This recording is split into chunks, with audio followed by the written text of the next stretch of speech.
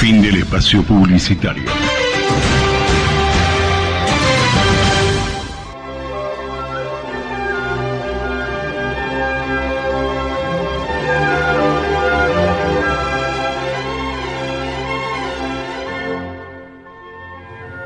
Buenas noches, estamos nuevamente con nuestro programa Una Mirada en el Tiempo, como todos los jueves de 20 a 21 horas, en Radio 1010 Onda Latina, a cargo de Carlos Pensa y Zulma Prina.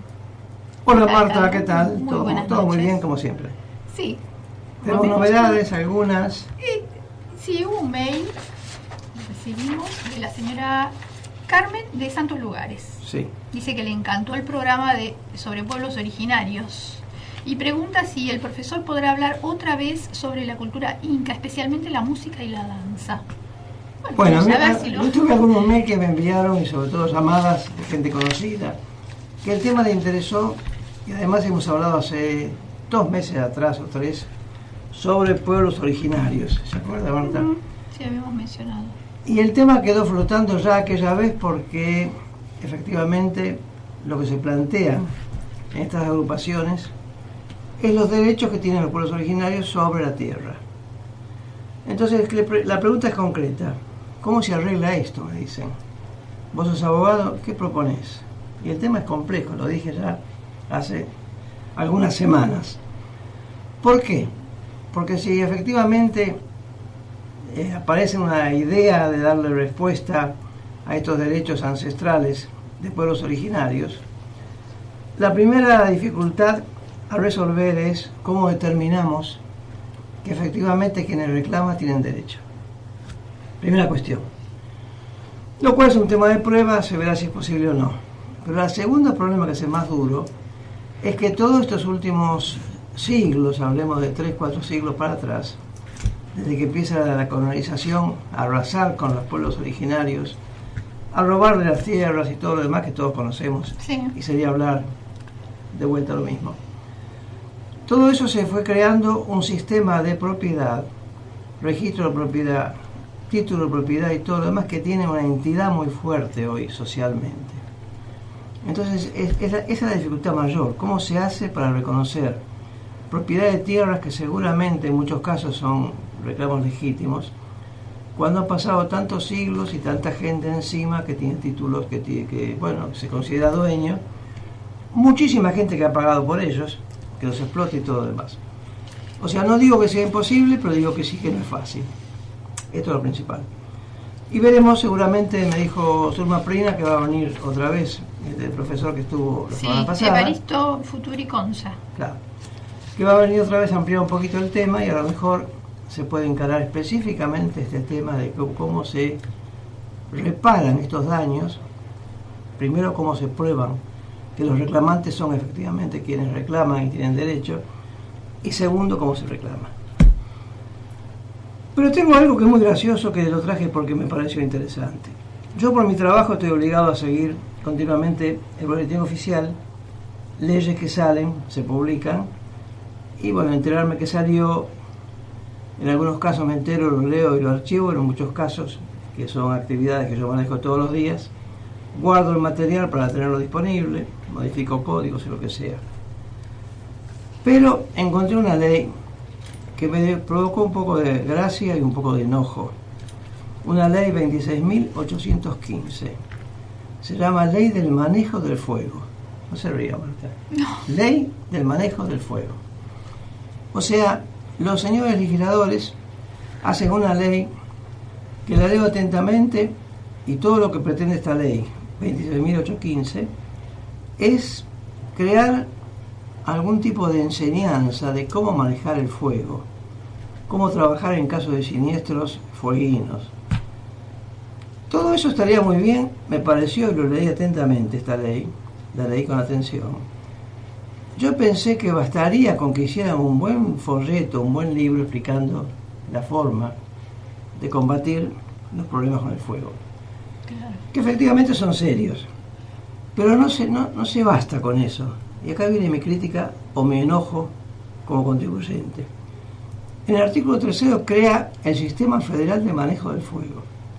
O sea, escuchen esto, crea el Sistema Federal de Manejo del Fuego. Quiere decir que estamos creando otra repartición. Estamos creando oficinas, computadoras, teléfonos, empleados, grandes sueldos y todo lo demás con mi trabajo y con su trabajo, Marta. Por Con el trabajo del supuesto, invitado claro. y los oyentes. Esto es lo preocupante porque realmente creo que hubiera bastado con hacer un buen folleto, un buen libro, un buen sistema de enseñanza sobre el tema del fuego en la medida que no esté hecho ya, porque de todos modos hay mucha gente dedicada al tema este, pero crear un sistema federal de manejo del fuego, a mí me produjo indignación. Ah, no, ya es demasiado. Claro, aumentemos la burocracia. Aumentemos la burocracia, paguemos sueldos enormes, creemos enormes gastos y todo lo demás. No, más erogación para la gente que trabaja. Pero además en el artículo 23 crea un segundo servicio. Créase el Servicio Nacional de Manejo del Fuego. Y además en el artículo 99 crea un consejo asesor. Ah, bueno. O sea, me pareció una falta de respeto a los contribuyentes, que somos los que trabajamos, pagamos impuestos y después estos fondos hay que utilizarlos para este tipo de cosas. Posiblemente sea útil que se haga algo con respecto al manejo del fuego. Me parece que tan en cero no estamos en Argentina. Hay información, Sí. hay bomberos, hay técnicos, hay muchos elementos. O incluirlo en el colegio, en algunas de las enseñanzas sobre seguridad, higiene y demás. Por ejemplo, eso Parece estaría que para bien. precauciones, desde niños que tengan el conocimiento de cómo manejarse con esa situación. Bueno, es una buena idea y si no, que haya cursos a nivel secundario, universitario, lo que usted quiera. Todo lo que sea conocimiento para mejor manejar los problemas es adecuado. Pero que una ley me cree 3 sistemas: Sistema Federal de Manejo del Fuego, Tanto aparato, claro. Servicio Nacional de Manejo del Fuego, Consejo Asesor del Manejo del Fuego. Eso significa cientos de cargos públicos, con todo lo que significa esto de gastos, de oficinas y de todo lo demás, que seguramente no va a pasar de tener una oficina muy grande, muy bien puesta, con muchos gastos y no tenga ningún efecto, porque creo que hay otros recursos para educarnos como sociedad cómo se maneja el tema del fuego. Esto me resultó realmente molesto, Por supuesto que sí. porque es una forma de gastar el dinero de los contribuyentes totalmente inadecuada. Nuestro invitado, que es contador y sabe lo que significan los recursos, cómo se manejan, quizás después nos diga algo al respecto. Ah, bueno.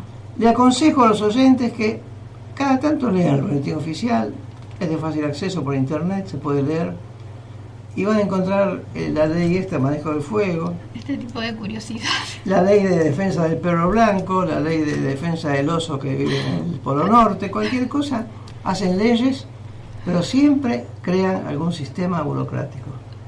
Ah, es O sea, las horroroso. cosas más ridículas terminan en la creación de puestos, gastos que pagamos nosotros. Esto es indignante. No, por supuesto. Bueno, Bueno, yo voy a anunciar algo que se refiere al cine. África con ojos de mujer, en el cine El Plata. Del 6 al 17 de marzo, con entrada libre y gratuita. El cine El Plata está en Juan Bautista Alberdi, 5751 Mataderos. Juan Bautista Alberdi, 5751 Mataderos. El teléfono 4635-2429. Bueno, la dirección de correo electrónico es elplata@buenosaires.gov.ar. Así que la Dirección General de Museos, dependiente del Ministerio de Cultura, presenta este ciclo de documentales para celebrar el Día Internacional de la Mujer.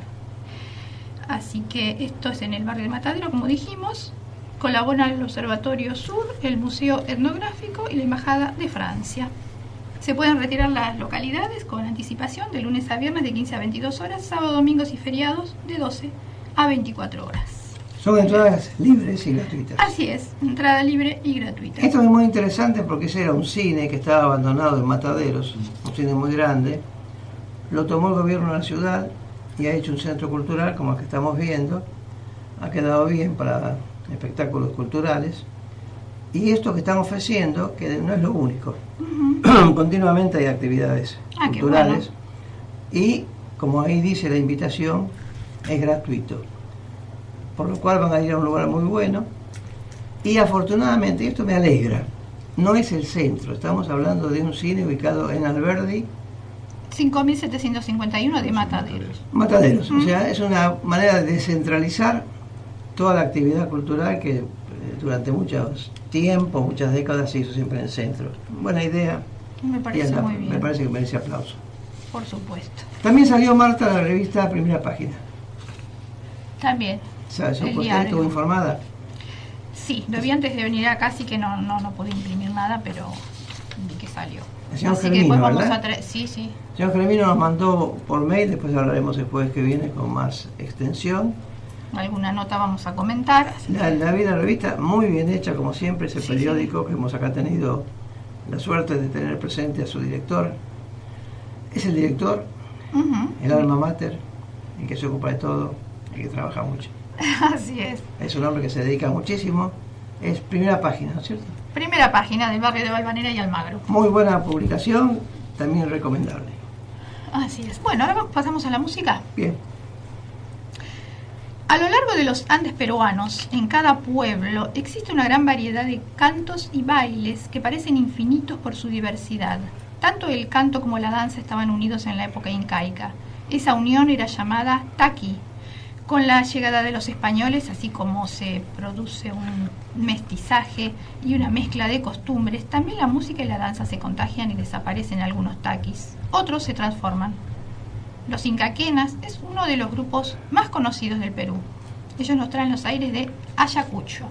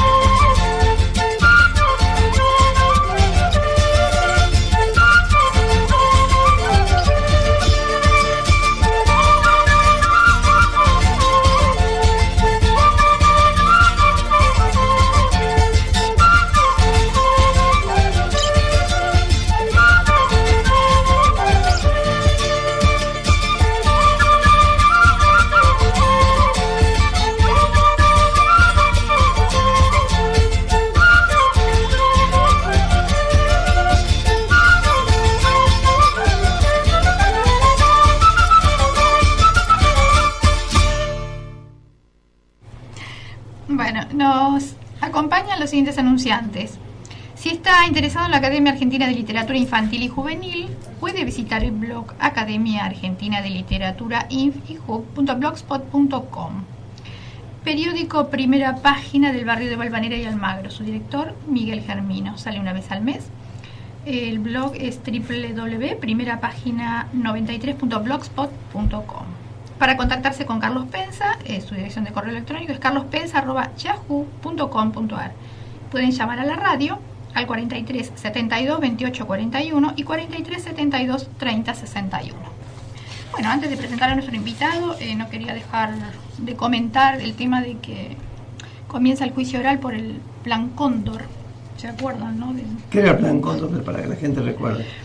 Bueno, según constancias de la causa, en la Argentina hubo 106 víctimas, de las cuales el mayor número corresponde a ciudadanos uruguayos, que eran llevados al centro clandestino de detención Automotores Orletti.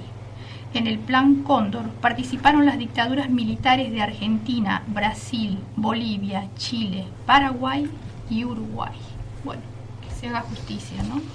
O sea, comienza el juicio oral. Así decían. Así la esa es la noticia. Bueno, estamos de vuelta en esta repetición constante. Ya se murieron unos cuantos, ¿no? De los represores. Tardíamente llegan los juicios orales. Sí. Pero lamentablemente tardíamente. Aparte todavía tienen ganas de asustarnos, ¿no? Hubo amenazas de bomba. ¿Los imputados? Bueno, sí, supongo que sí, claro. Y su secretario de Derechos Humanos denunció que se recibieron amenazas de bomba en la sede porteña de la Secretaría de Derechos Humanos de la Nación y en el Archivo Nacional de la Memoria, en el predio de la ex ESMA. Bueno, esperemos que la justicia sea más rápida ahora que... Sin comentarios, la verdad. Vamos a nuestro invitado. Presentar al contador Vicente Salvati, que ya es amigo de esta radio y de nosotros como radieros. Marta va a decirnos algo del contador. Bueno, Vicente León Salvati. Contador público. Contador público, así es, en la Universidad de Morón, graduado en 1975. Profesor titular de la asignatura Seminario de Aplicación Profesional Jurídico Contable en la Facultad de Ciencias Económicas de la Universidad de Morón. Profesor de la Maestría en Administración de Empresas en la Facultad de Ciencias Económicas de la Universidad de Palermo. Profesor titular de la... Bueno, no dijimos los años, pero en la Universidad de Morón, de 1976 al 2009. Titular desde 1986. Y en la Universidad de Palermo de 1995 a 1996 y profesor titular de la asignatura Contabilidad para Abogados en la Facultad de Derecho de la Universidad de Palermo de 1996 a 1998. Es autor de Los sistemas contables y otras aplicaciones en Internet del año 2000.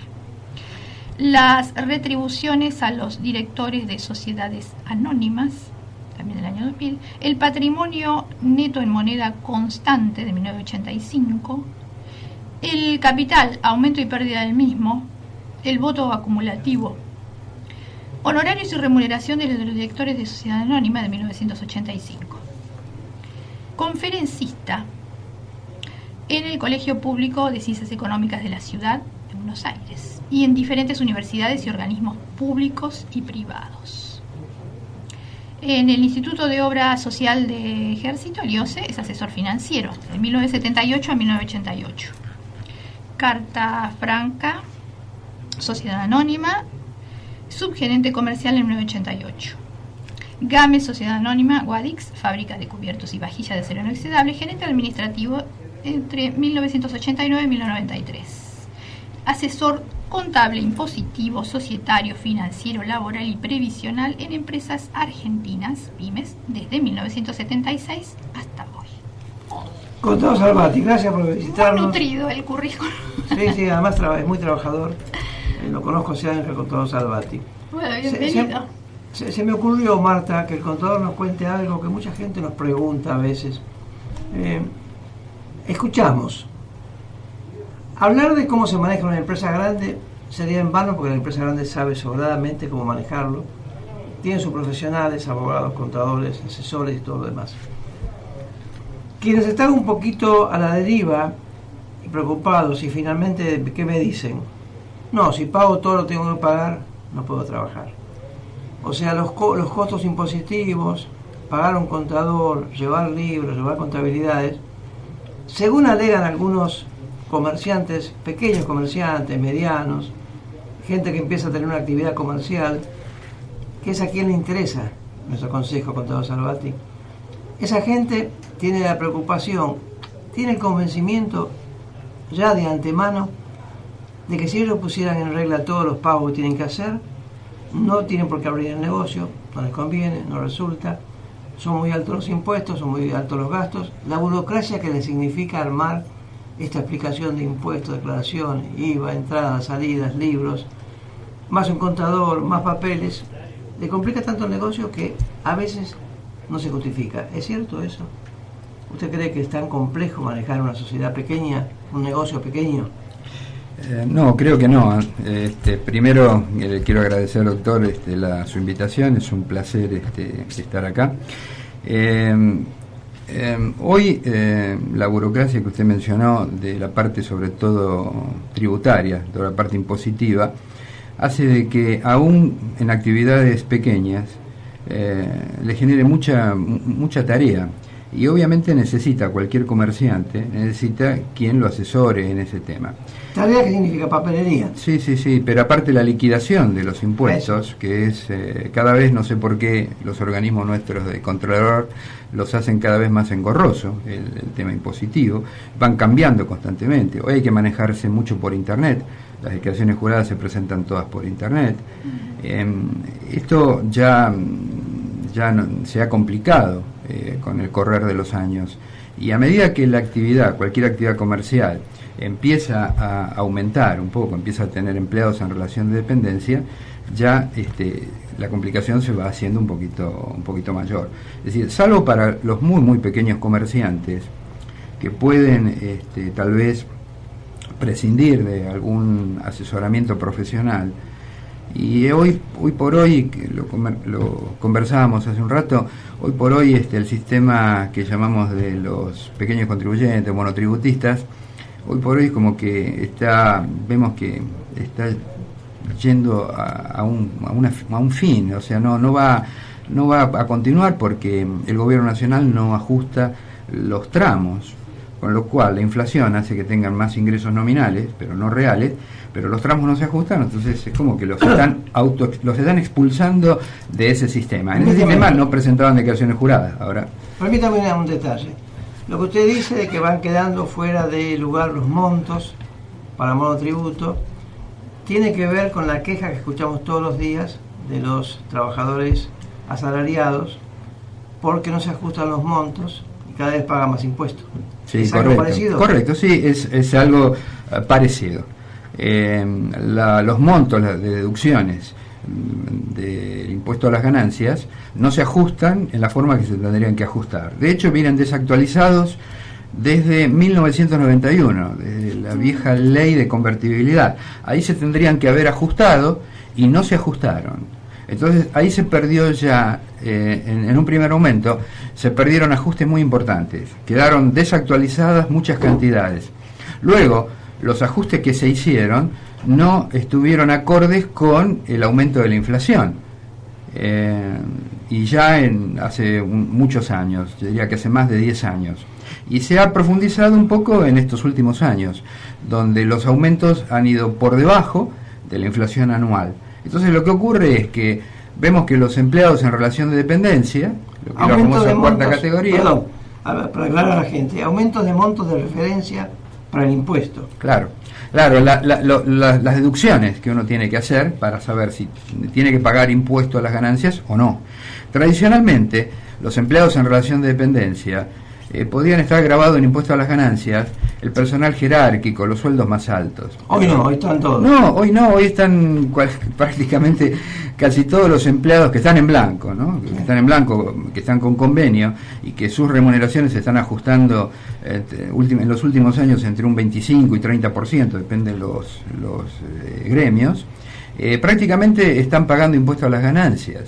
Empleados que no tendrían que pagar impuestos a las ganancias, porque no contador, es que ganan fortuna. Contador, las ganancias no son una consecuencia de los negocios y el trabajo no es un negocio.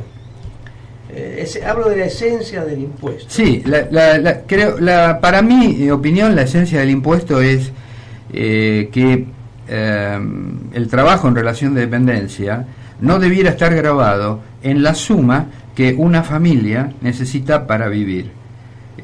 La mayor parte de los países del mundo que tienen sistemas similares se empieza a grabar lo que se llama el ahorro que pueda tener las familias. Un sobrante. Exacto, el ahorro. Porque si yo le cobro impuesto a la cantidad que usted necesita para vivir, usted va a vivir peor, porque le estoy sacando de lo que necesita para vivir, ya sea alimentación, vestimenta, vivienda, educación, esparcimiento. Bueno, eso está muy claro. En nuestra ley de contrato de trabajo está muy claro con el salario mínimo vital y móvil, que tendría que estar enganchado con los mínimos no imponibles de impuestos a las ganancias, y tendrían que ir en simultáneo para determinar cuál es la cantidad mínima que una persona necesita para vivir, y no se puede grabar ahí, se tiene que grabar de ahí para arriba. A ver si diciendo con usted para poner luz en el tema. A mí me parece que la cuestión sería así. Esto de grabar con impuestos el trabajo me parece una enormidad. Ahora bien, tomo sus palabras. Anteriormente hubo momentos en los cuales únicamente pagaban impuestos a las ganancias los altos salarios, ejecutivos que ganaban muy buenos sueldos, etcétera, etcétera, que todos sabemos a qué nos referimos. Porque en realidad, insisto, en la esencia del impuesto no tiene por qué alcanzar al trabajo nunca, salvo que el trabajo esté siendo muy altamente remunerado, en el cual esa persona, sea un ejecutivo, sea un gerente, sea un socio, está siendo partícipe del negocio, porque el sueldo es elevado. Ahí puede que el impuesto tuviera alguna razón, pero en grabar el trabajo con impuestos me parece una enormidad, que es la queja actual de los gremios. Coincido con usted. En la gran mayoría de los trabajadores coincido totalmente. Tradicionalmente el impuesto a las ganancias, recordemos que fue un impuesto de emergencia, que se creó allá creo que en 1933 y era por una única vez y después quedó. ¿Qué pasó? ¿Se olvidaron? Yo creo que no, yo creo que nadie se olvida de una cosa así. Lo que pasa es que una vez que se empieza a recaudar algo, es como que nadie quiere dejar de recaudar eso que venía recaudando. Este es el tema, ahí está. Estamos en un país donde es alta la tributación, ¿no es cierto? Sí. Es exagerada, ¿no es cierto?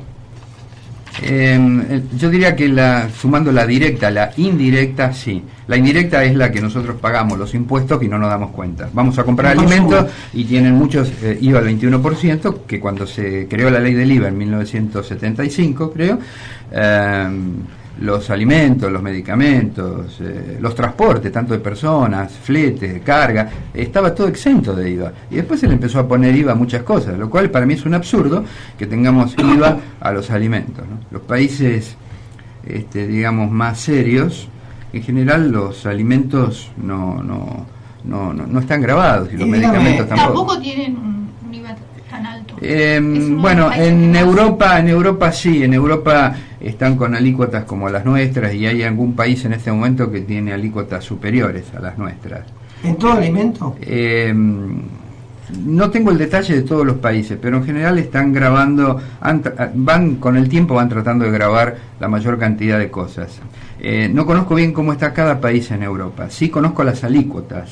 Y las alícuotas están del 14, 15% al 21, 22, 23% más o menos, depende de los países, pero como ellos fueron un poco los creadores del impuesto de valor agregado en Europa, claro, y es un impuesto que a mí no me gusta, y bueno, la Argentina lo copió, se suponía que iba a ser algo extraordinario el impuesto de valor agregado, muy equitativo. No, porque reemplazaba al viejo impuesto a las ventas, que era un impuesto que lo pagaba, era el 12% y lo pagaban los industriales, el que fabricaba un producto. Una broma, Salvati. Era el 12%, sí. Se equivocan, salta el 21%. Claro, porque la alícuota al comienzo era 13%. Y tenía una alícuota del 21% para algunas ventas de productos que eran calificados como suntuarios, en los cuales eran algunas ventas nada más. Por ejemplo, le doy el venta de obras de arte, venta de monedas de oro, venta de, por ejemplo, lanchas para uso deportivo, objetos suntuarios. Sí, objetos suntuarios, pero que en la economía no era muy importante esos montos de ventas. y la alícuota era el 13, y no estaba grabado, como les decía, ni los alimentos, ni los medicamentos, ni el transporte de personas, ni el flete, las cargas, no estaban grabadas las operaciones bancarias. Entonces había muchas actividades exentas, pero creo que era correcto que fueran exentas. Y después con el tiempo las fueron incorporando, y con lo agregado, que la alícuota del impuesto del 13 la fueron aumentando, fue pasando al 15, después pasó al 10, creo que al 15,80, 16, después al 18, y después ya hace más de 10 años al 21. Se suponía que era por un año solo, que después iba a bajar. Bueno, todavía estamos esperando. Me dejo una pregunta para después de la música. Bueno. Un taxista me preguntó, después me contesta, me dijo, ¿qué no le parece a usted que el tema de los impuestos es el negocio de los políticos? Después nos contesta. Bueno, la música andina peruana es una manifestación de la cultura de estos pueblos. Está vigente y supera cualquier otro género folclórico peruano. La cantidad de intérpretes es enorme y muy variada, así como los instrumentos autóctonos. Artistas como estos que escuchamos ahora, los incaquenas, contribuyen a mantener viva la cultura de su país. Ahora escuchamos la pampa y la puna.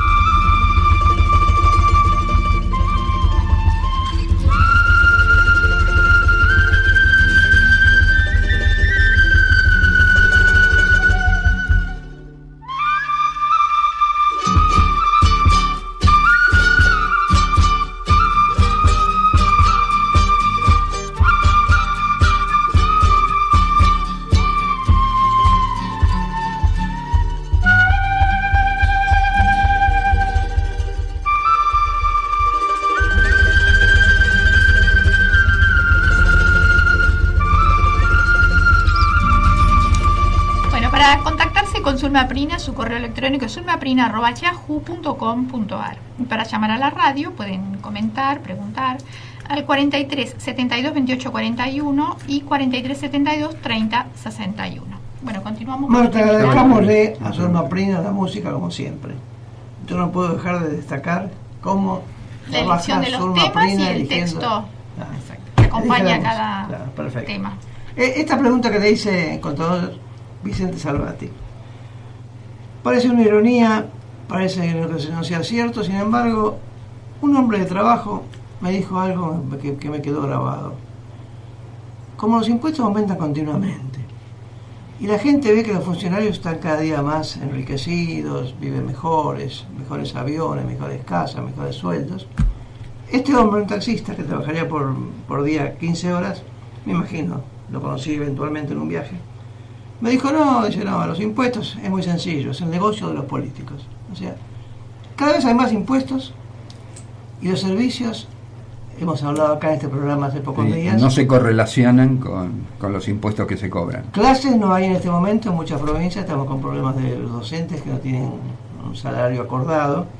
Dejemos de lado la impericia en el manejo del tema sobre las clases, que es un tema que ya hemos hablado. Las policías que están disconformes por los sueldos. Entonces cada vez hay más impuestos. ¿Para qué? ¿Es efectivamente un negocio de los políticos?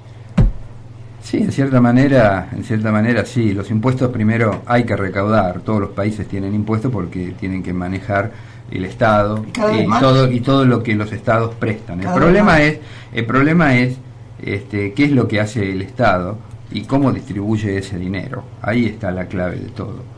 Y lo que nosotros estamos viendo ahora es que los impuestos no vuelven al pueblo en la forma que tendrían que volver. O sea, no tenemos problemas en educación, tenemos problemas en salud, tenemos problemas en los caminos, los transportes ferroviarios, en la seguridad, además. Bueno, particularmente porque a veces lo sufro, creo que tenemos un sistema de caminos que atrasa 60, 70 años y realmente es lamentable, ¿no? Y a veces nos cobran peaje por circular en una ruta de 7 metros de mano y contramano, como ocurre acá en la costa. Pero igualmente, Salvati, me quedo haciéndole la contra a lo que usted dice. A mí me cuesta aceptar que sea posible crear continuamente impuestos. O sea, ¿a dónde vamos a llegar con eso?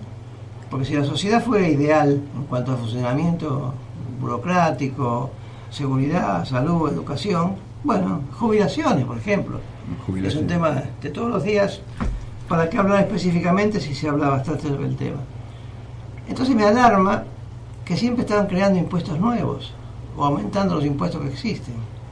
¿Para quién es el negocio? El país no ve eso como algo positivo. Sí, eso desde ya que no vuelve en la misma magnitud al pueblo.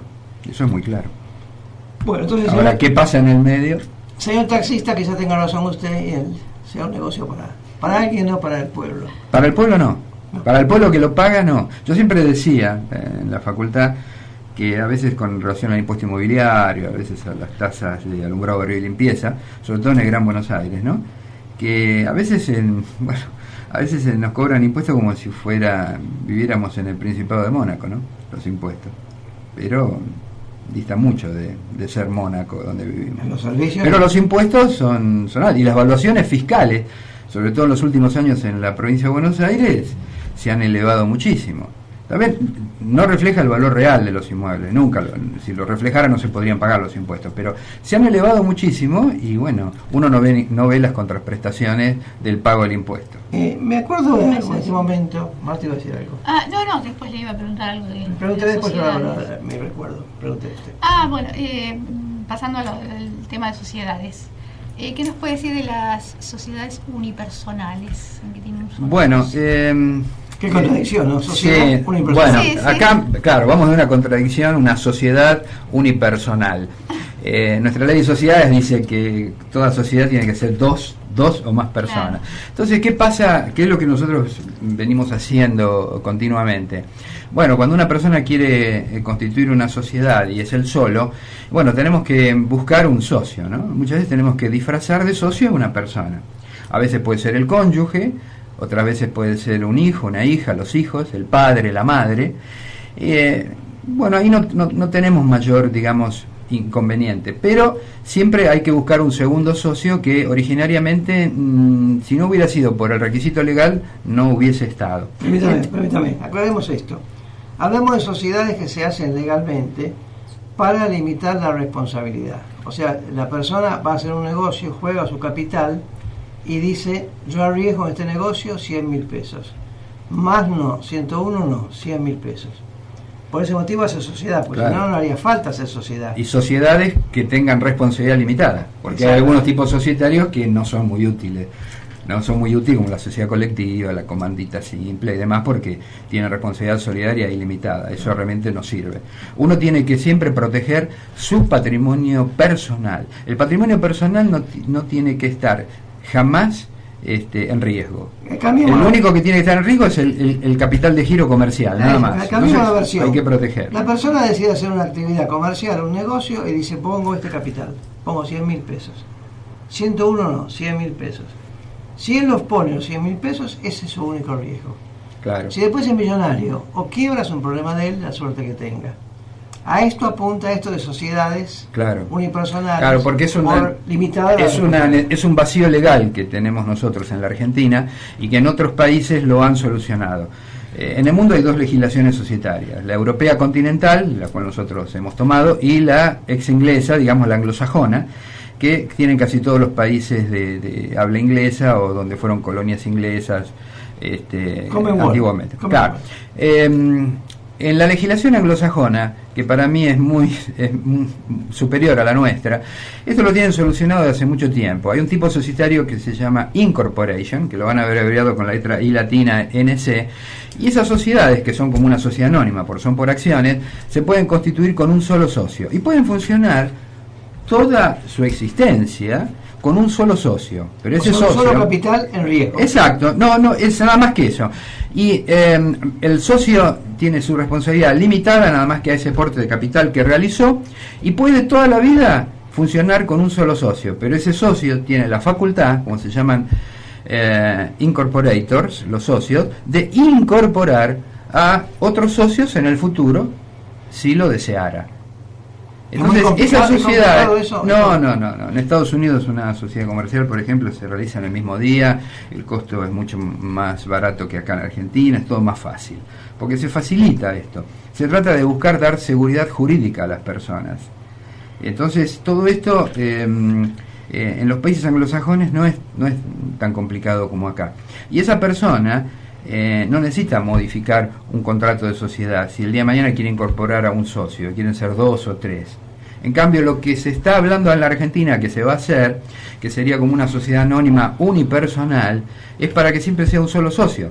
Si quiere ir a incorporar un segundo socio en el futuro, lo va a tener que transformar en una sociedad anónima común. Y esto no tiene flexibilidad. La legislación anglosajona tiene más flexibilidad. En otros países como Francia, España, en Europa, o acá en América, Brasil, Chile, Colombia, ya lo tienen. Se llaman generalmente empresas individuales de responsabilidad limitada. Tienen un contrato y es como una sociedad de responsabilidad limitada de un solo socio. Ese es el nombre, empresa. Sí. Porque llamar sociedad a una sola persona no tiene sentido. Bueno, pero están todos dentro de la legislación societaria. Ahora, cuando incorpora a ese nuevo socio, ¿en dónde figura? Porque si no hay que modificar el contrato, ¿qué figura? ¿En los libros, en directorio? No. Si es como una empresa individual de responsabilidad limitada, es para que funcionen con un solo socio nada más. Para lo cual hay que poner el nombre y apellido y generalmente poner la actividad. Abreviada, digamos, la actividad y luego el nombre o la sigla, ¿no? Generalmente usan EIRL, que es Empresa Individual de Responsabilidad Limitada, pero siempre va a funcionar con un solo socio.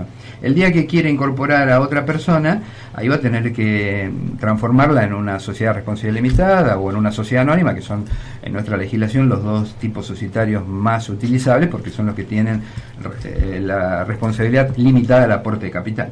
Claro, pero nos estábamos refiriendo a los países anglosajones, que ahí decíamos que no hacía falta modificar. No hace falta modificar. Pero esa es una ventaja. ¿En dónde figura? Tienen por supuesto que se hace con un contrato. Se hace el contrato, se inscribe en lo que sería para nosotros un registro público de comercio, Ah, tiene otro nombre, pero se claro, escribe el contrato sí, sí. con originario una copia. Eso es muy similar, como acá en la Argentina. Pero ya el contrato lo habilita a ese socio a poder incorporar otros socios a futuro si es que la empresa le va bien, por ejemplo, Sí, sí. y lo quisiera incorporar. Yo particularmente acá en la Argentina pienso que siempre conviene constituir una sociedad responsabilidad limitada o una sociedad anónima. Puede haber sociedades anónimas chiquitas, medianas, grandes, muy flexible la sociedad anónima, y siempre poner al cónyuge, a los hijos, al padre, la madre, bueno, en general siempre algunos de estos familiares tenemos como para aparte hay muchas empresas unipersonales en la República Argentina que en la realidad y civilmente, cuando la persona ya está casada, no es de esa persona solamente, es 50 y 50, porque el 50 ya lo tiene el cónyuge, son bienes gananciales, claro. Entonces ahí ya no es una empresa unipersonal, la realidad lo que hay subyacente es una sociedad de hecho entre dos cónyuges, que aparte nuestra legislación lo prohíbe, ¿no? Pero es la realidad. Y después cuando se incorporan los hijos, bueno, ahí siempre conviene directamente constituir una SRL o una sociedad anónima. Depende en el futuro si va a haber algún cambio de socios o no. Si es una familia, conviene una SRL. Si son entre personas o empresarios no familiares, bueno, tal vez una sociedad anónima. Vuelvo al tema de la sociedad empresa unipersonal. Me parece muy importante, con todo saludo a ti, lo que usted está explicando de empresa unipersonal y no sociedad unipersonal. Porque la palabra sociedad significa más de una persona por naturaleza. Así lo dice el idioma y está muy claro, todos entendemos. Así que realmente debe designarse empresa unipersonal. ¿Dónde está la responsabilidad? Está limitada al capital aportado. Exacto. No está jugando ni la bicicleta propia, ni el auto, ni la casa. Está jugando el capital que aporta nada más. Esta es la idea. Pero cuando quiere incorporar otro socio no le sirve y tiene que transformarse en otro tipo societario. Eso en la legislación anglosajona se evita. Es más fácil. Es más fácil porque ya el nombre, que es Incorporation, lo van a haber abreviado I latina NC, es para eso. Claro, que es como una sociedad anónima. Los otros dos tipos de sociedades anónimas son la Company y la Corporation. Pero ellos no tienen la necesidad de tener que transformar ese contrato de Incorporation en otro tipo societario. Siguen toda la vida funcionando de la misma manera, con uno o con más de un socio. Y esa creo que es una gran ventaja que no está contemplada en la legislación de los países que ya lo tienen aprobado, ¿no? Nosotros creo que lo que se haría acá sería una sociedad anónima unipersonal.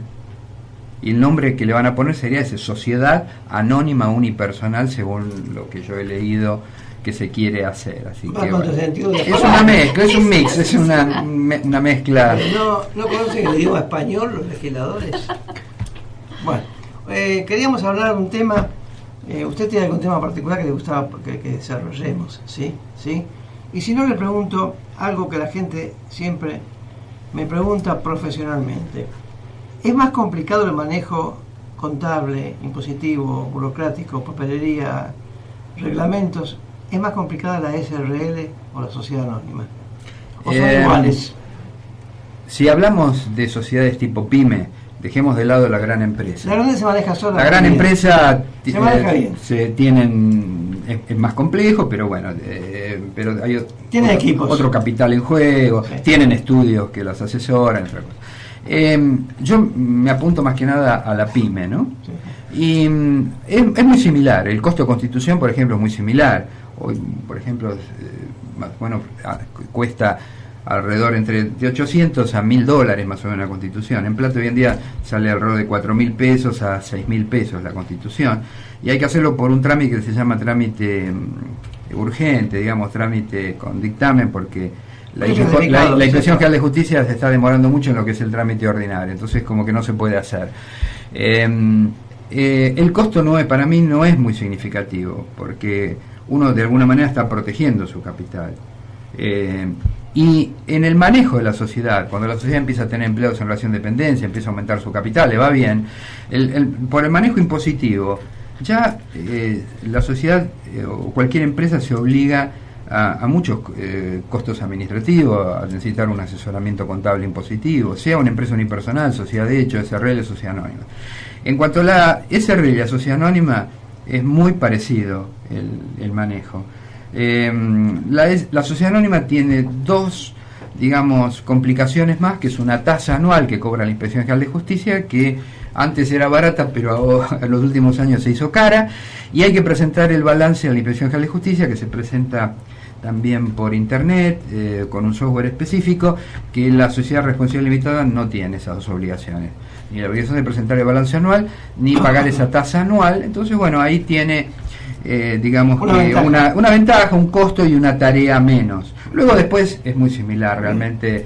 La clave de la cuestión es saber si va a haber cambios en los socios o accionistas en el futuro. Si es una sociedad de familia, pensamos que no, entonces con una sociedad de responsabilidad limitada es suficiente. En cambio, si son empresarios, son muchos, bueno, la sociedad anónima conviene más porque pasar acciones es mucho más fácil que vender la cuota social. Una pregunta que harán muchos oyentes que tienen un kiosco, una fiambrería, un negocio mediano, gomerías. ¿Cómo hacen para manejar esos negocios de un modo que sea legal, correcto, reglamentario y sea fácil y económico? Quieren estar en regla, pero todo lo que usted dice son montones de complicaciones.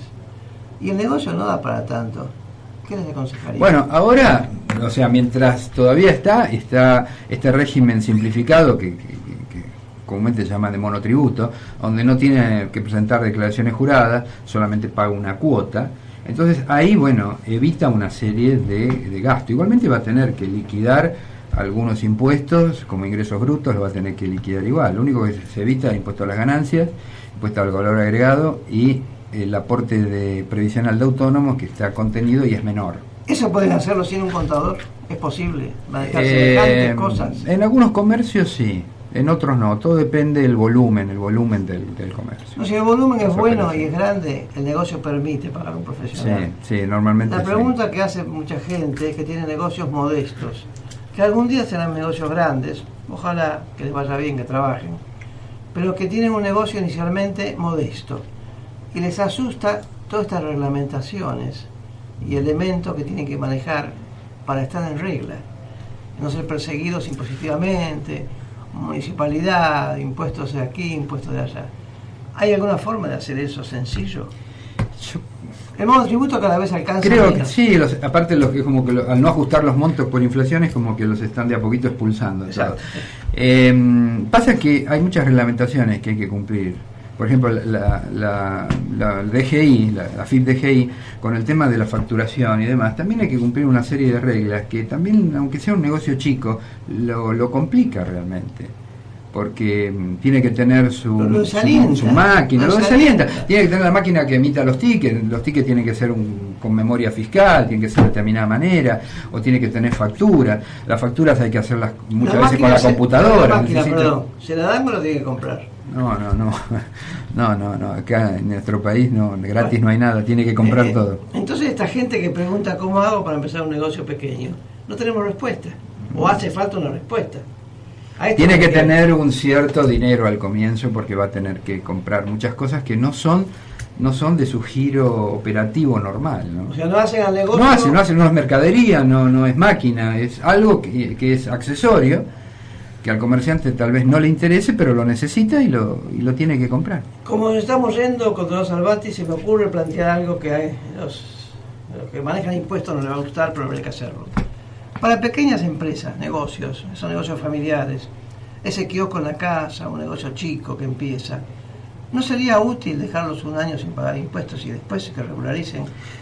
Yo creo que a todo negocio nuevo, toda empresa nueva, ya sea chica o no tan chica, yo creo que hay que darle un tiempo donde los impuestos tendrían que ser muy bajos o nada, y por lo menos el primer año o los primeros 2 años, y después sí ir aumentando, pero darle un plazo de gracia de por lo menos 1 año para que se puedan establecer, porque es muy difícil. La mayor parte, incluso de las sociedades o empresas nuevas, la mayor parte no prospera.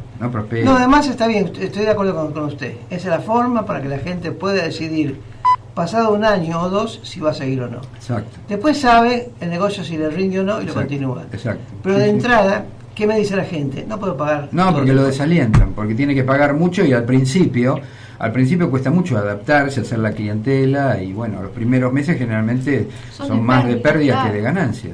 Y acá se lo desalientan impositivamente. Nos estamos yendo porque escucho una sirena de la FIP. Llegó la hora, nos vamos. Marta. Bueno, pero volvemos el jueves que viene, como Muchas siempre, gracias. de 2021. Gracias, Muchas Albati, gracias, hasta luego. contador. La verdad que nos enriqueció con todas las cosas. Desde la ciudad autónoma de Buenos Aires transmite AM 1010 Onda Latina, sonido e imagen hacia los 4 puntos cardinales del planeta Tierra.